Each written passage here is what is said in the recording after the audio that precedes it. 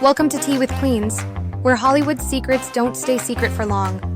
We serve stories with style, shade, and just the right amount of scandal. Take a sip and let the drama begin.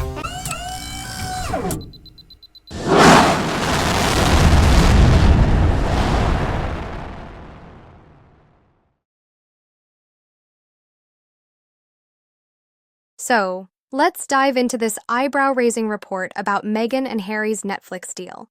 Apparently, they had to accept, what some sources are calling a humiliating lowball offer to renew their contract, right? Yeah, and that's a big twist considering fans celebrated their earlier deal. Exactly. You know, the previous deal was reported to be around $100 million. But this new renewal, well, it's, described as like a not-so-great offer that barely compares to what they had before.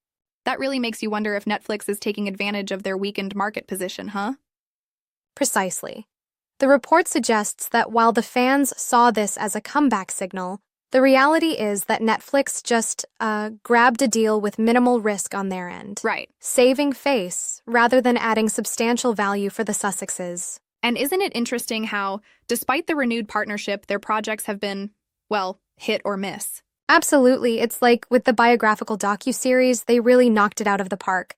But then they had that, disastrous Polo reality show that just didn't resonate.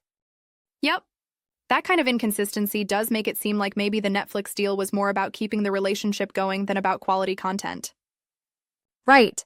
And then there's Megan's cooking show and the As Ever lifestyle brand. Those seem to be part of their new content slate. But if this deal is as low ball as they say, there might not be enough incentive to push for groundbreaking work. I mean, from a reputational standpoint, re-signing with Netflix might be a strategic move. Sort of like, a band thinking, hey, let's just keep touring even with a rough venue. Yeah, exactly. It's, like they're setting up a safety net. It keeps them in the game and aligns with Netflix's, consistent support, especially considering Ted Sarandos reportedly is, a huge fan who dines with them regularly. But don't you think that reliance on a familiar partner might stifle innovation? I mean, sticking to safe deals could mean missing out on something more ambitious.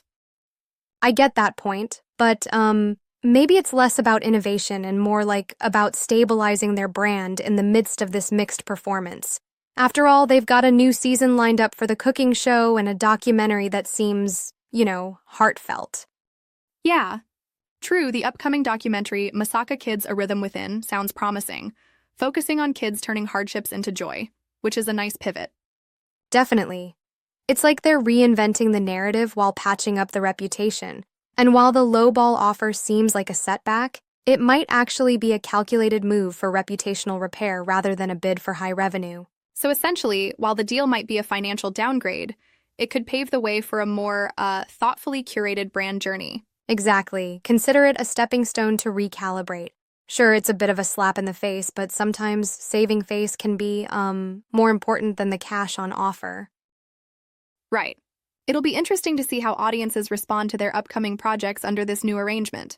Indeed, the Sussexes are at a crossroads here, balancing reputation, creative vision, and financial pragmatism. Only time will tell if this low-key deal turns into a hidden gem or a long-term setback.